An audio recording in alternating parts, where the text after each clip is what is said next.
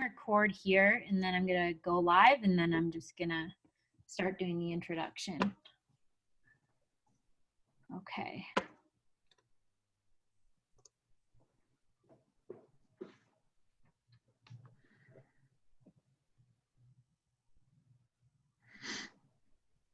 Cool, we're live. So hi everyone, welcome to our first USA Diving virtual town hall. During these challenging times, we're constantly looking for new ways to stay connected to our community and involve you in the process in growing our sport. So thanks for joining us online today. We hope to do these often in the future. For those of you who I haven't met, which is probably all of you, my name is Kelly Fox. I just joined the organization in February as a director of marketing and communications. And today I'm joined by Lee Mashad, who joined in March, and he's our president. For those who haven't met Lee personally, he's no stranger to the sport of diving. He began diving when he was 10 and went on to compete as part of the national team as well as on University of Michigan's dive team. Lee came back to the sport of diving in March as our president, and we're happy to have somebody not only with the professional expertise we need to succeed, but also the passion and knowledge of our sport. Hi, Lee. Hi, Kelly. Thank you for the kind words. Yeah, thank you, everyone. I just want to say thank you to everyone for making time tonight. Appreciate that. Awesome. So Lee, you joined a little bit after I did, and you've been on the job for about 5 months now during some very interesting and challenging times. Can you tell us a little bit more about your observations as well as your vision as we move forward? Sure. Thanks for asking. This, yeah, difficult times to be sure. I mean, I don't think I need to tell anybody that. We're all dealing with, you know, I bet I've heard the saying, the new norm, more times than I could ever want to hear in my life. But the reality is that we do have a very challenging road ahead of us. We've made some great strides as far as learning how to do things like work from home and how to understand that the world has changed in a way that doesn't necessarily allow us to train the way we want to, or to compete the way we want to, or to have the access to things that we got so accustomed to. But we still got a long way to go. And I think the main thrust of the conversation tonight is really about, okay, what are we up against? Where are we going? What do we want to do? And how do we get there? And you know, diving's had some difficult times in the last couple of years, I'll just say that. Compound that with the fact that the world completely changed sometime around March, and you've got just a very strange, complex paradigm. So where are we now? I will tell you that we've made great strides in the area of communications with Board of Governors and with communities and municipalities and with people who are out there that are in some way connected to and have a control over our ability to get back in the pool and our ability to host events. So that is an ongoing conversation. We've had really, really good cooperation with our sister sports in the Aquatics Coalition. And that Aquatics Coalition has grown dramatically. And when I say that, it's no longer just the FINA sports. We've got people with the Learn to Swim programs and you name it. I mean, I believe the number was 19 organizations when last I looked. And we have a really broad footprint, which allows us to talk with folks and allows us to extend some networks that we did not have before. Unfortunately, there are some that we have a challenge with, right? Like the NCAA is a difficult one for us. We don't have much sway over what they do. We'll talk more about that in a little while. But I think the thing to keep in mind is we want to be what, to some degree, we've always been, which is a really tradition-rich, highly performing sport. And what we want to get away from is things that have held us back in the past. Now, I will tell you from personal experience, you know, we need to be better at communications. We need to be better at taking advantage of the social media that are available to us today. And to a large degree, Kelly, that's why you're here. So thank you very much for your skills and devotion to our initiatives that we are working on. I don't want to get too wordy now because I know some of the questions people have asked, I'm going to answer before we get there. So I will just say that our objective is to do a couple of things. Number one, make sure that we are scalable and solvent and enter the world that we're getting into. Number two, when they flip the switch and we're able to get back in the pool, we've done the right things to keep our membership safe. And number three, we want to make sure that the communications and education that we've undertaken get grown in a manner that helps divers and not just divers, but coaches, officials, the whole USA Diving family from one end to the other. Awesome. Yeah, I think that us as an organization, in being as small as we are, we definitely have our work cut out for us. But I know that everybody's excited to do that work and to keep growing the sport of diving. We do have some questions that our membership submitted, and I will be looking at the comments on Facebook as well as on our Zoom conference to make sure that we are not that we're not missing anything. So the first question that we have is geared towards how do we figure out a good way to get back to practicing? So the question was, for us small upcoming clubs, what have you done in regards to contacting city and county pool directors on our behalf? It's a really good question. I will tell you that it is a difficult proposition to contact every city and county in the country, and honestly, a little proactivity on both of our parts would be helpful here. If you would like us to contact someone on your behalf, more than willing to do it. Have already done it numerous times. In fact, we've been in contact with the Board of Governors. We've been in contact with city managers. We've been in contact with facilities and counties and municipalities of all different sizes all over the country. The Aquatics Coalition put together a combined letter, which was sent to the Board of Governors, as well as individual letters, which each sport took it upon themselves to send out to the ones that were called upon to do so. And we've done it in 3 or 4 different states, as well as, I can't tell you, a dozen different municipalities. I'm not sure of that number, don't quote me on that one, but we are actively doing that. Some other things that you should be aware of is that we've got resources on our website that I don't know if we've done a good job of putting them out for people. Things like return to training. There's really good, recently updated information on the website for socially distanced protocols for returning to training. We've also got guidelines on this page for everything from holding a competition all the way through to how do you make sure that people are kept safe in a return to training program. It is in our COVID resources section. Kelly, correct me if I'm wrong, but I believe that's what it's called. Yes, it is. And we just did a recent website refresh, so it might be a little bit hidden from where you normally are used to seeing it. But if you go to the drop-down menu in the top left-hand corner, it should be towards the top, and it's just COVID-19 Resource Center.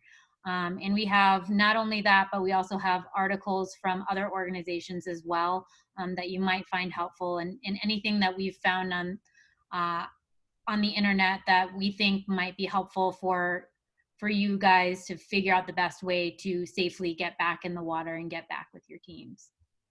And that, by the way, we started back in April and have been updating as we get newer and better information on processes and protocols. So take a look at that. Hopefully that's helpful. If you individually need help, please, by all means, don't hesitate. Send an email in. Please understand, we're a very small staff. We're very lean these days. We've had to downsize, as most organizations have. So bear with us, give us a little bit of patience, but please don't hesitate to contact us.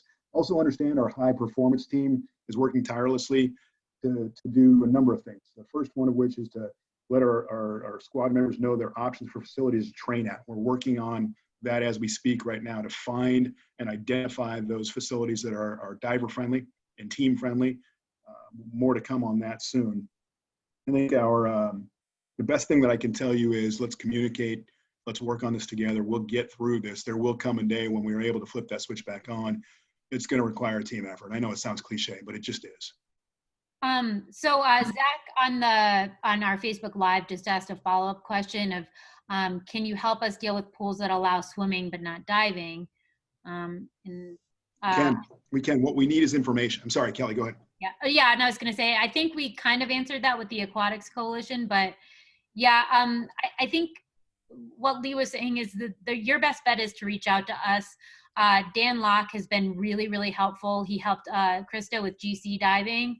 And he really helped her get back in the water. And I think that the more we are able to talk to people and figure out what their limitations are, the more we can work with you to find the best solution for your community, because it's completely different no matter where you are in the country. Yeah, it's different everywhere. And Dan and Leslie, by the way, have worked. My hat's off to them. I can't give them enough credit for things that they've done. So just to recap just quickly is if there's a situation that needs addressing that we can help out with, please do reach out to us. Swimming, believe it or not, swimming has been a great partner in this, and the other Aquatics Coalition members have been great partners as well. We all want to work together to make sure everybody gets back in the water and are able to train. So yes, we can help. Awesome. So the next question is regarding junior nationals. It's a two-part question. So the first one is, will there be a junior nationals this year? And if not, can we postpone it to the next year, but keep the age group, but keep this year's age group so that athletes will not skip an age group? So the short answer is we are not going to have a junior nationals there. Difficult decision. We came together for a number of reasons. Well, that's not a fair way to say it. Let me say it this way. We came together for discussions all summer long about when we would have a drop dead date about what made sense, that would give people the opportunity to train properly for an event like that of that magnitude and still give people a safe return according to the COVID-19 protocols that are out there. And unfortunately, the challenging decision had to be made. And so we are not going to have a junior nationals this year. Along those same lines, there were a lot of other things, difficult decisions were made about the Olympics. And, they had to decide at some point when they were going to push them off, when they were going to either cancel or postpone. And they made a decision to postpone. And the reality to that is that people are impacted, the same way, maybe not to the same level, but the same way, no matter what the level of competition is. We don't have a protocol for allowing people to not age up in our diving ecosphere. It is what it is. And that may be a disappointing answer to that, but the truth is we just don't have it. It's not within what we do. Cool. Thank you. So the next question is once again with competitions. Is there still a plan for USA Diving to host regional, zones, and national competitions for this year? And I guess I'll go back to what I said a minute ago. What we decided is people's health. And this is going to sound like it's pandering a little bit, but the truth is the truth. We've decided that people's health is more important. We got to make sure that we take care of, and our first and most important priority has got to be to our athletes, our coaches, and our members. And unfortunately, there just didn't seem to be a way to carry this off in the time frame that we had and still keep people safe. So no, the answer is no to that. Okay. And another question about competition. It seems like everybody loves the sport of diving so much, and I know everybody is anxious to get back in the pool and back competing. So this next question is, as we move forward, can USA Diving attempt to hold meets in areas and cities with lower COVID numbers and outdoor facilities to prevent exposure? And I think the answer to that is absolutely. We will do everything that we can to hold events when we are able in those areas. And I think there are, so again, I'm going to go back to what I said a minute ago. Communication, collective effort, talk with our municipalities. There are places right now that are open where people are in the water. Do I think it's a good idea to hold a national event anywhere where people cross state lines and bring cross-contamination issues and all those? I really don't. But I will tell you that we will do our best. I don't know that we have that many choices. The limitation we got is the choices of places where we can hold events. Okay. So we're going to move on to some more questions in different areas of the organization. The next one is, what sort of education and or training will be provided to coaches, especially lower level or newer coaches, to build from the bottom up of our program to be more sustainable and find the most elite divers? So the great news is we've got a pretty extensive learning academy that people can take advantage of right now. It's already there. There's levels of instruction that are from, here's what a dive looks like all the way up through, here's what you do in order to fix mechanics on a back 3.5 and everything in between. So I don't think there's a lack of information there. I think we've got plenty of it. We're also working on a junior development plan. Dan and Leslie and the high performance folks are a program that will allow us to not only work on development at a grassroots level and then on up from there, but also development of coaches from that level. I think that what we're going to have moving forward is a pretty comprehensive plan. There will be more coming on that soon, but I do think we've got the beginning of that already established. Cool. Awesome. So the next question is about our new Diversity, Equity, and Inclusion Council. The question is, will this new council cause any costs to members for costs of members to increase? And if so, what is the data-driven justification for this? And then the third part is, will it in any way serve members already inside our institution? So let me start by saying that the people that are involved have been meeting weekly to discuss those and many other issues, that are pertinent to the world as we know it today. There will be no cost to membership. There's not a reason to charge anybody anything. I do think that we will have to push forward with the discussions we've had. There's a vision statement out there that allows us to move forward in a way that does benefit our membership. And the intention of the council is not just inclusion and not just equity, but to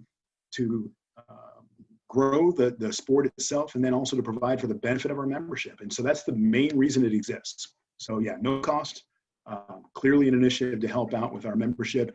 And then third thing, probably more than anything else, is to educate. Awesome. The next question is regarding guidelines to help facilities open. And we kind of answered this, but I'm going to ask it again anyways. Sure.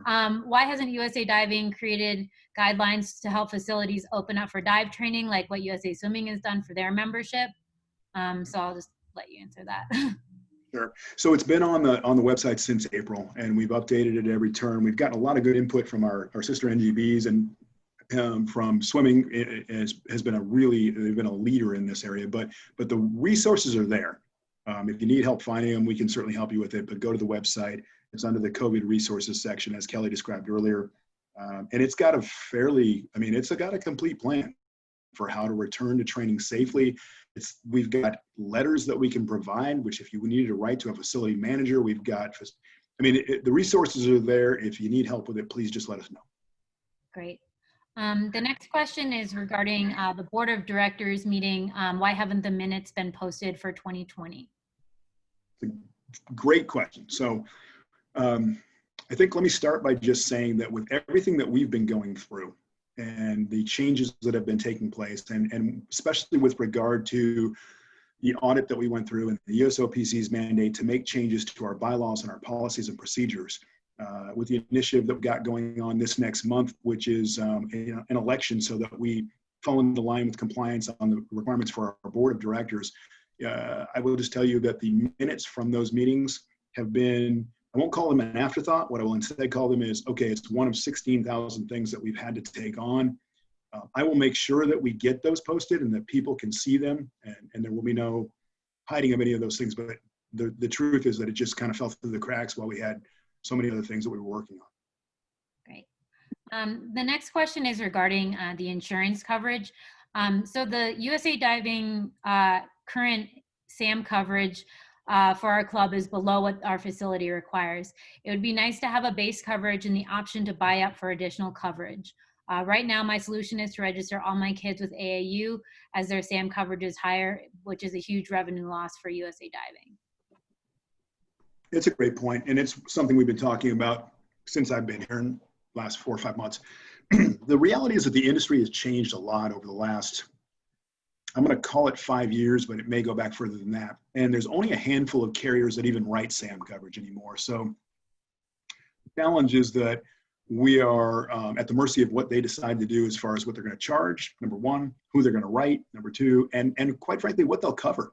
So, SIG is not open to writing, SIG is the name of the provider, not open to writing the individual clubs at this time. And although they're working on it for the future, and I'm going to read this to you directly, although they're working on that for the future, if the club cannot get around this requirement, they would like a formal quote for SAM. Our broker can try to get the quote for them with a non-standard market.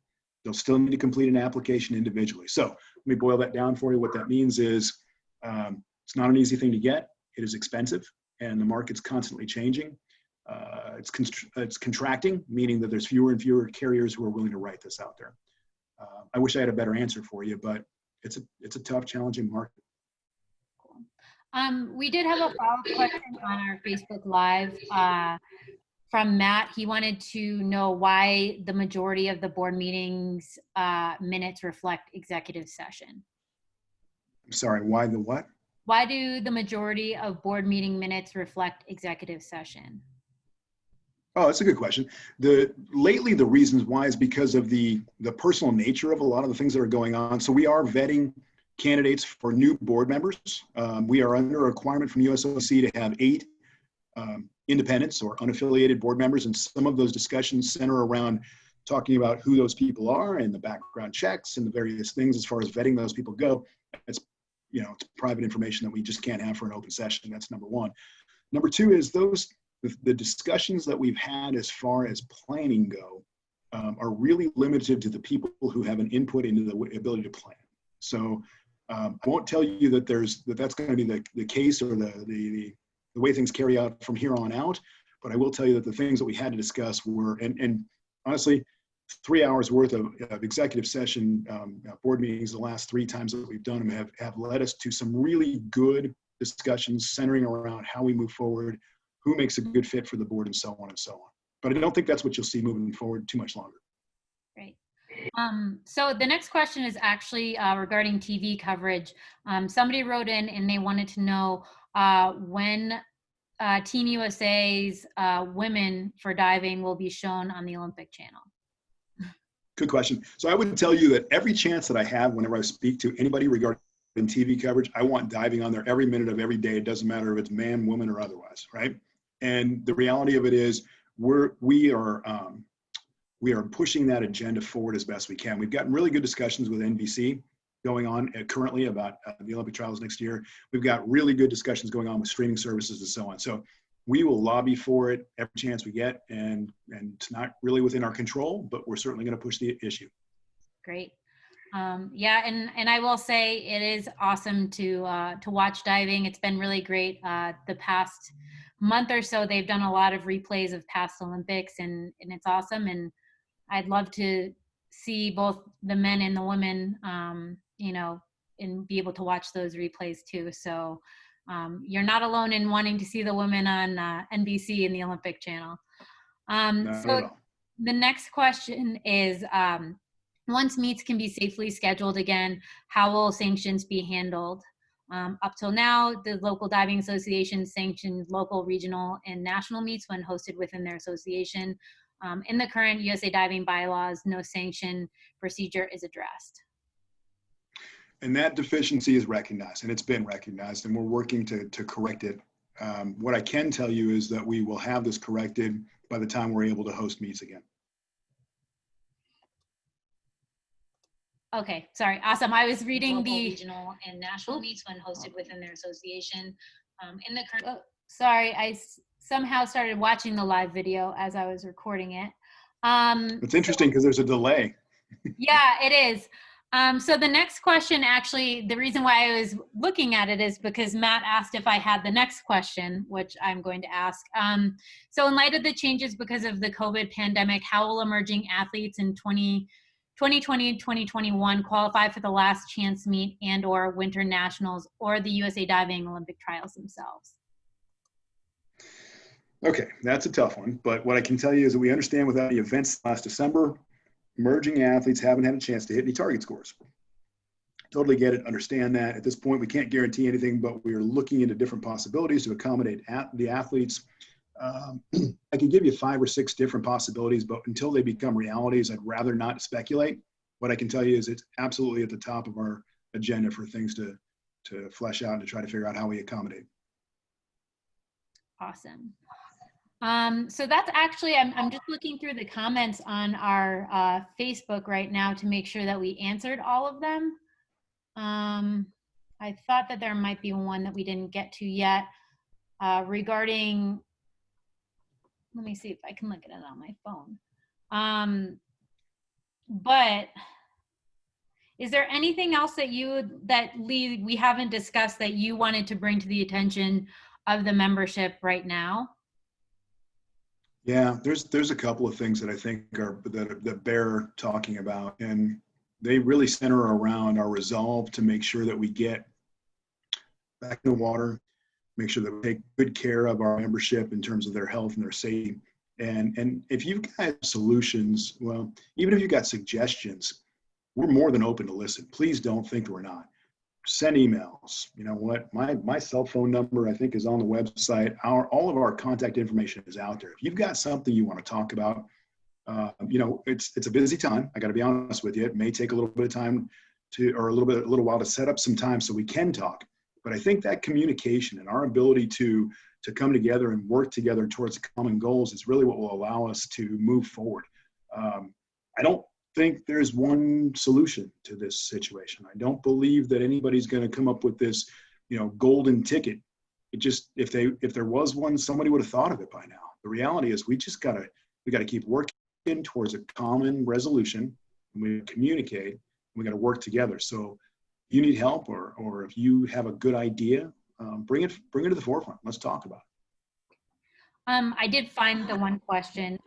So Tim asked, will USA Diving support a Camo team if they hold the meet? And I am Sorry, not will they support a what? a CAMO team if they hold the meet. And this is going to be me showing my ignorance and saying, I'm not exactly sure what that is. So I think that the answer that I would, so let me say it this way. Yes. The short answer is yes, we would support them. The longer answer is, let's take a look at what that means in terms of actually carrying it out. Are we working,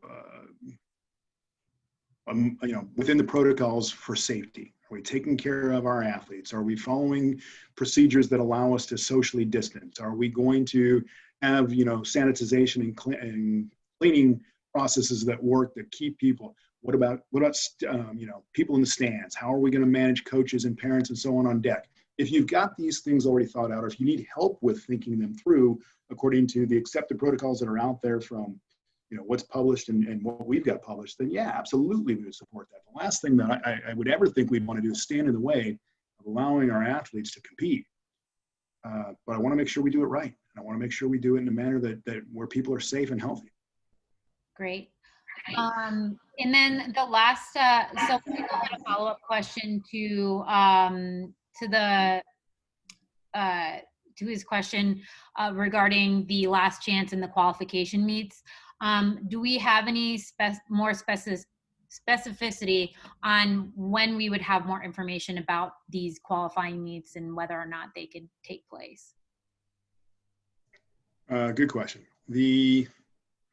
So the best way that I can answer this is that as soon as we have good information, not speculation, but actual information, we will be immediate in releasing it. We might even do another one of these meetings where we can actually speak to this thing live so people understand what the requirements and what our limitations are. I can't give you more specifics as far as a date. If you're looking for a date, I don't have it right now. If you're looking for the, you know, are we working towards it? Are we talking with facilities? Are we working towards getting our you know, our municipalities on board with us? Then the answer is yes. As soon as we have more information, I would tell you that is, you know, that's got to be right up there at the top of the priorities. Yeah. I do have one more thing that I probably should have said a minute ago that I want to re-emphasize if I didn't before. It's, we are conducting an election in September. So watch the website, watch for blasts out on, you know, what that, you know, you're voting and who you're voting for and so on. That'll be coming real soon. Exact date for when we'll open the voting, but I would plan on about the middle of next month, about 30 days from now. Great. Well, so thanks so much for hopping on. We're glad to have you on board, and I can say on behalf of the staff, we can't wait to continue to grow the sport of diving and help grow our organization. Thank you so much to all of our members of our community that also hopped on. We know that during this initial town hall, we might have missed a few questions, but we're going to continue to work on finding ways to answer and address those questions in the coming days and months. This has been a really challenging time for all of us, but I hope that you know that us as a staff at USA Diving believe that we're all in this together, and it's been great to have Lee on board and have him kind of lead the charge in figuring out what the next steps are for the organization, and having that knowledge of diving is a huge asset. So thanks again for hopping on, Lee. And if there's anything else you want to say, please feel free. Justin, I think that we can use everybody's input on this. It's a team effort to get this done. I don't want to throw a bunch of cliches at it, but the reality is that we're going to get through it, but we're only going to get through it together. So, you know, let's keep talking. Let's keep communicating, even if the communications sometimes get a little bit tense, right? You know, there's no bad questions, even if some of those questions are contentious. Thanks for making time tonight. Greatly appreciate it.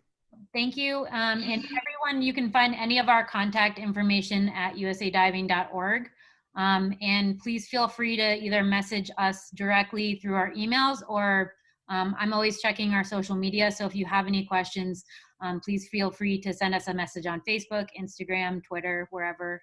We're always here to help our community. So. Yeah, can I make one caveat to that? If you've got a situation that needs solved, send it to someone who can help you solve it. Yeah. All right. Don't just throw it out on social media. Please direct it to us, those who can help you solve it. Okay. Thank you kindly. Great. Thanks. Have a great rest of your day, everyone. Take care.